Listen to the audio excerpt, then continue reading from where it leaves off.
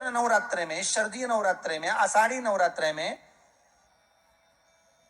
आदिकादिक पौष नवरात्रे में हम शंकर की, हम जगत जननी जगदम्बा की जब स्थापना करते हैं, या हम नूतन घर का प्रवेश करते हैं, या गणेश जी की स्थापना करते हैं, या कोई दुकान को प्रवेश करते हैं, या कोई शुभ कार्य करने के लिए अग्रण्य होते हैं, तो हम कलश की स्थापना क्यों करते हैं? आज शिव महापुराण में शुरुआत में अपन शिव और पार्वती की यही संवाद को लेकर चलते।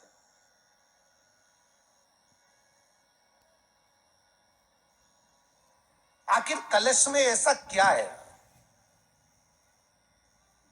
कलश के अंदर आखिर ऐसा क्या विराजमान है कि 33 कोटि देवता उस कलश के अंदर आकर बैठ जाते हैं? महाराज,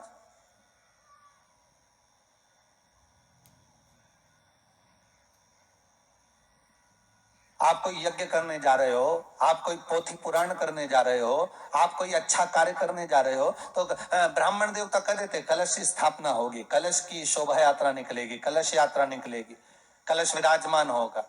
और आज हर की पौड़ी पर, प्रयागराज में, या उज्जैनी में, नासिक में जो बड़े बड़े कुंभ के मेले होते, कुंभ का मतलब भी तो कलश से होता है, उसकी महत्वता क्यों है?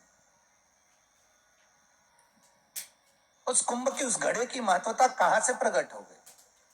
शिव महापुराण की कथा कहती है महाराज, भगवान औघड़दानी शंकर स्वयं आद्य शक्ति जगदम्बा से कहते हैं कि जगदम्बा तू क्या चाहती है बोल। तो जगत जननी जगदम्बा कहती है कि जहां मैं हूं वहां शंकर है, ये आपने कह दिया, पर जहां शंकर है वहां पार्वती का होना जरूरी है। उसके लिए सिद्ध करने के लिए एक स्थान ऐसा बनाया जाए जहां पर शंकर विराजमान है और शंकर के साथ पार्वती विराजमान है। तो शिव जी ने कहा, पार्वती उसके लिए मैं तुझे एक सुंदर कलश का निर्माण कर देता हूं। दुनिया का रचनाकार, दुनिया की रचना करने वाले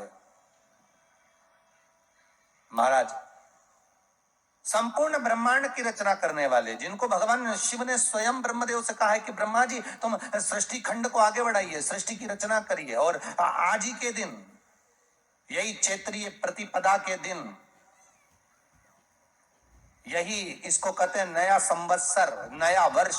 हिंदू धर्म में क्यों कहा जाता है? आज ही के दिन ब्रह्मा जी ने महाराज सृष्टि की रचना करना प्रारंभ करा था। आज ही के दिन भगवान शिव और ब्रह्मा का संवाद हुआ था। सीधे भगवान शंकर ब्रह्मदेव के पास जाकर बोले थे, हे ब्रह्मदेव आप सृष्टि की रचना करिए। तो ब्रह्मा जी ने पूछा था, सारे नक्षत्र आपने बनाए, सारे दिन आपने बनाए, सारी घड़ियां आपने बनाई, सारा पल आपने बनाया, मनुष्य की श्वास गिनती, काउंटिंग, अर्थात मनुष्य के शरीर की रोमावली, ये सब आपने निश्चित करी है।